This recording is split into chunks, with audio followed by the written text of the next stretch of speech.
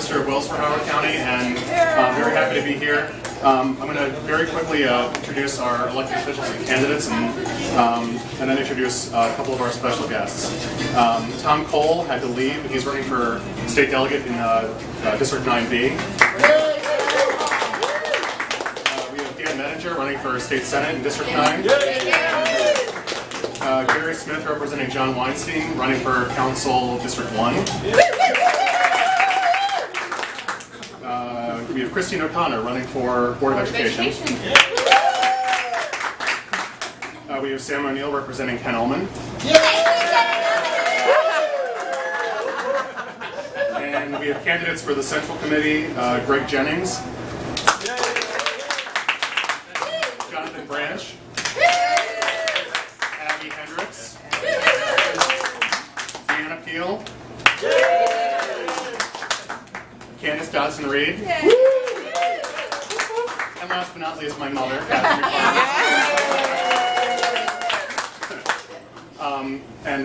I'd like to introduce someone we were very happy to have here in Howard County, Catherine Hyde, to talk a little bit about Courtney. Thank you.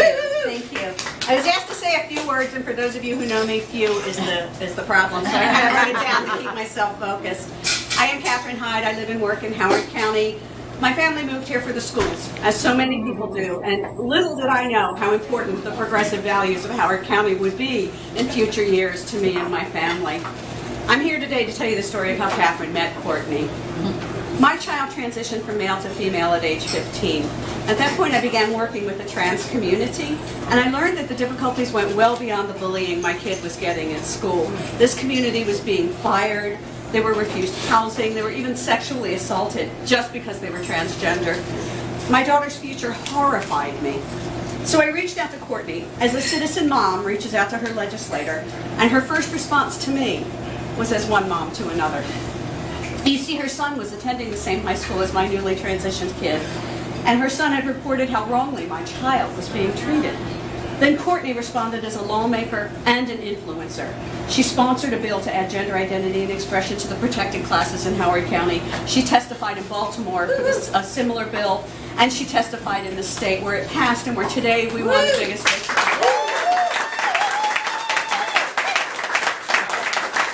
She's got incredible heart, and she really knows how to use it. Women bring certain much-needed qualities to leadership, and one of those is that we leave no family member behind.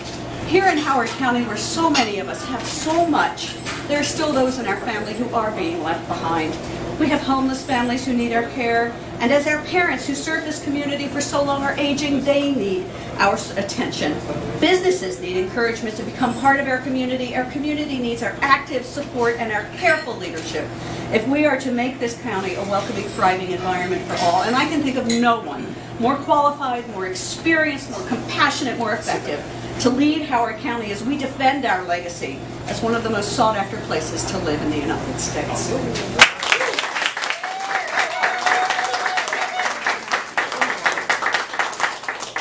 That's going to be a tough act to follow.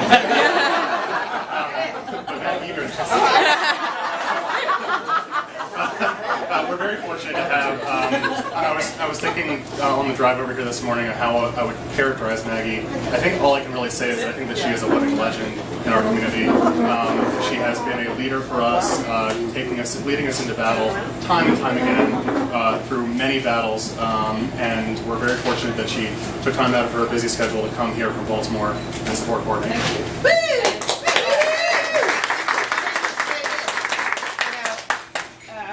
I was in the room about a year ago when Catherine was awarded the Hometown Hero, so I knew what I was going to have to follow. I am now going to sing and dance. I have one message for you. I mean, our opponents came up short last night on the signature.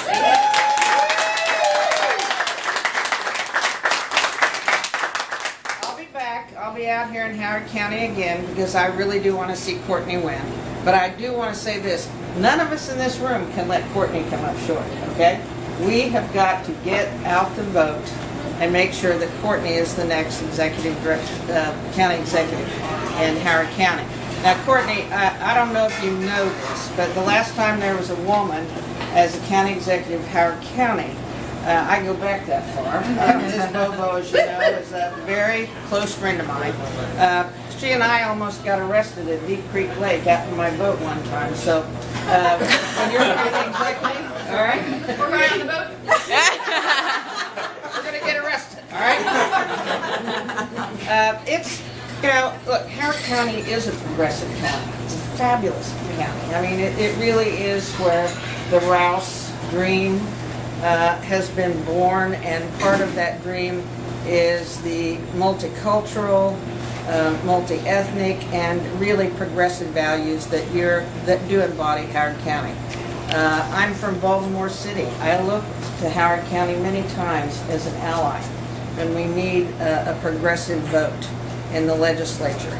And I just want to remind each of you how far we've come in the last decade. You know, today we can all kind of go to sleep tonight and realize that there's not going to be a referendum on you know, public accommodations for transgender members of our society. Public accommodations, as you know, means you can't fire someone, you can't not hire someone, you can't say they can't live in an apartment or so on and so forth solely because they're transgender or because of their gender identity, right? You know, 12 years ago, people could discriminate against me because people in Maryland who are gay did not have public accommodations protection until about 12 years ago under the Glendening administration. And today, I'm very happy to say, I left my wife, who was going off to the gym, and I'm coming out here, and look how far we've come. 19 states and counting. 19.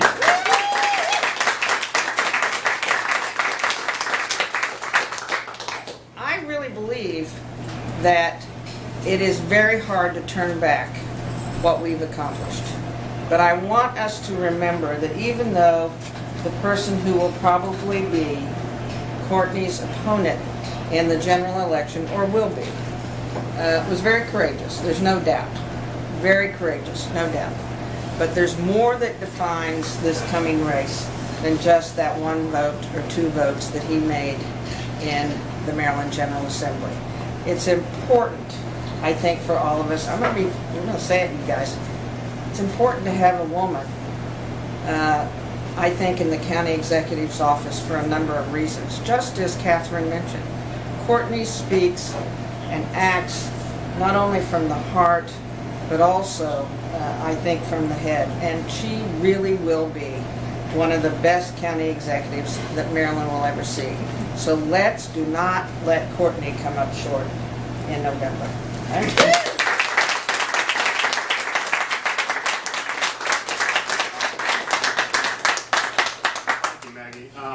So I just want to share a story about Courtney. I've never told you this, and I've only told maybe 3 or 4 people.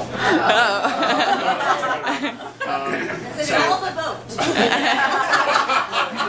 It was snowing, actually. It was 8 years ago when I first really had a conversation with Courtney. I remember I had just been elected to the Central Committee. I was 23 years old, and I was invited, I guess, as like a local person to this kind of ritzy fundraiser that she was having. I walked in, there were some interesting dynamics going on in our party at the time, and I just said that she had my full support, and I was happy to be there, you know, supporting her 100% running for county council. And it was a huge crowd there, and she pulled me aside, she pulled me into an empty dining room, closed the doors, and we talked for probably 5 or 10 minutes, and I was just really taken with how, you know, it wasn't just a, yeah, thanks, you know, I'll see you later, thanks for coming. It was, you asked some tough questions, you showed a real interest, and I think that that's, I was just really taken with how you saw there was an issue, you saw there was conflict, you wanted to get to the bottom of it, resolve it, and lead people forward. I think that if there's one thing we can say about people in politics, there are plenty of people who say the right things and vote the right way. What we need are people who are going to do the right things and who are going to lead the way. Howard County is not a county of backbenchers, people who sit on the sidelines, and Courtney certainly has, in her 8 years on the council, 4 years before that on the board of education, she's been a leader. Catherine talked about trans issues here in Howard County and statewide. This wasn't a, well, when the bill comes up, I'll vote for it. This was, I'm going to get this done for you because I care. That's a big deal. And during the 2012 campaign for marriage equality, once the cameras turned off and the real hard work of running a grassroots campaign, multi-million-dollar real ballot campaign that Maryland has never seen before and hopefully never will again, every single time I saw Courtney, she said, how are you doing? How is everyone doing? What can I do? We had some people on the other side who were kind of active and engaged and visible in Ellicott City, and every time I saw her, she said, here's what I saw, here's what's going on. She helped us raise money for that campaign. It was an expensive campaign, and we couldn't have won it without people like Courtney taking time out of their day to really invest herself in helping so many of us have the right that, I'm single by the way, so I'm looking.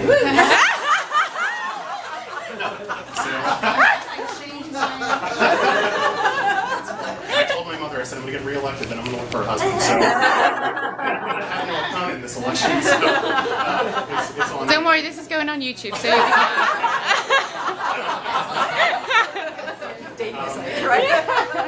if you want to find me, just Google me. So, I'm so thankful, and I'll just, the last thing is that in talking about getting this event together, Courtney was really enthusiastic about doing this, and when we sat down, we were talking about logistics, and then she sort of, halfway through the discussion, she shifted back into policy, and she said, you know what, by the way, you know, we have marriage equality, we're going to have trans protections, you know, what more can we do?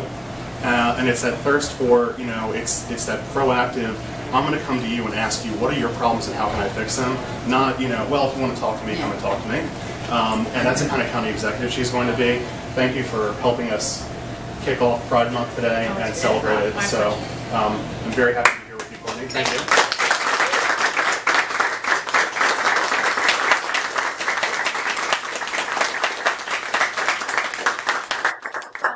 thank you everyone for being here. And I want to thank this is a great team up here.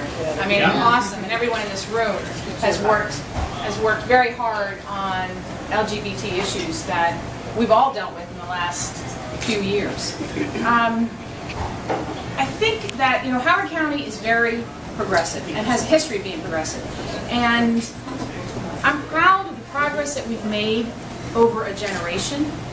So the last generation, when I was in high school and my sister behind the camera, Mary Catherine was in high school, people who were gay were not comfortable coming out in high school. They were not supported. There was not PFLAG. Or CSA. Exactly. And it always concerned me later in life when I learned that I had two really good friends in high school, two girls, that both came out later than in high school. And I didn't even know, even though I spent the majority of my day with both of them. And they couldn't be who they were in high school. That's always sort of stuck with me as we go to this generation. And I'm so proud of this generation. My daughter Elizabeth is here. Raise your hand, Liz. Our friend Matt, who Liz and Matt grew up on the same street, is here. And we have many kids in this generation that are very comfortable in our high schools being who they are, that have PFLAG support, which is huge in helping families understand and be supported. And so we have made so much progress in Howard County. We've made a lot of progress, but we have so much more work to do. And while we've made progress there, we still have a lot of progress in our high schools with the trans issues. And Catherine, she has been just an amazing, amazing advocate. She's a mom, but she's also not just advocating for her daughter, but for every trans person in the state. And she's done a great job, and we had a wonderful time working together on this issue. It was just a coincidence. She didn't know that I had a kid in the same high school. I didn't know that her kid was the one in my high school. It was just a very interesting coincidence, and we worked together on it. Sharon Brackett, who was here, was part of our effort. And you know, it wasn't that difficult in Howard County. We had a full room, we had a lot of very awful testimony, but Baltimore County was bad. And we went to Baltimore County, we crossed that picket line, we went in there, we testified, and we got that bill passed there.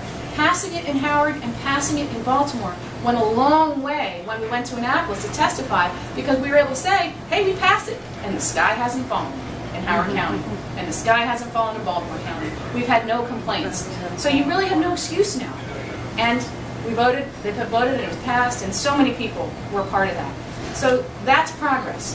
The question is, what more do we have to do? Just what Byron said. We have to make sure that we implement and we're aware of, and our Human Rights Commission is aware of, any issues in our community where someone is not, where their rights are not being protected.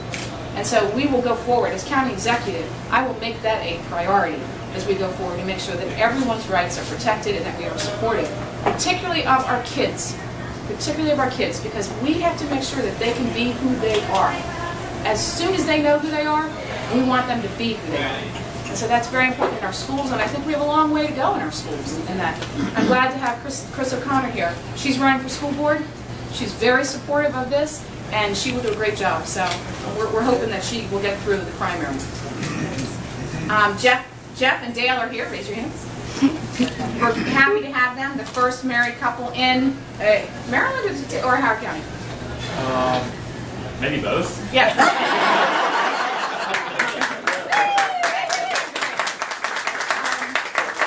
And Matt Thorne is here, and it was a pleasure to work with Matt on the trans issue and so many things for Howard County over the years.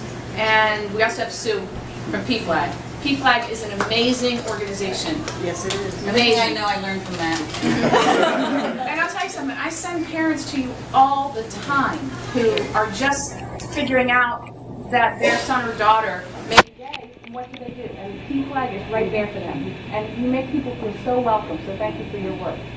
This is an important election, and we have to get the vote out. We have to make sure that people understand the opponent is not an option for Howard County. We must move forward, we must keep the progress going in Howard County, and we must make sure that not only are we working on LGBT issues, but we're working on the environment, that we're working on education, and that we're working on public safety. So those things are all important. I appreciate all of you being here. I want to shout out to Mary and David Marker, who are just amazing supports for all of us. Being here. Thank all of you for being here, and anything I can ever do, be sure to talk to me, and I will need your help over the next 6 months. So thank you all for being here.